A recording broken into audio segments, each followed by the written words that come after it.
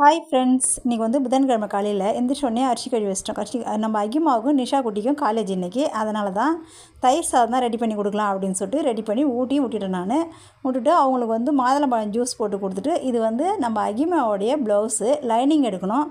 அதனால் நம்ம நிஷா குட்டிக்கிட்ட கொடுத்து அனுப்புகிறாங்க.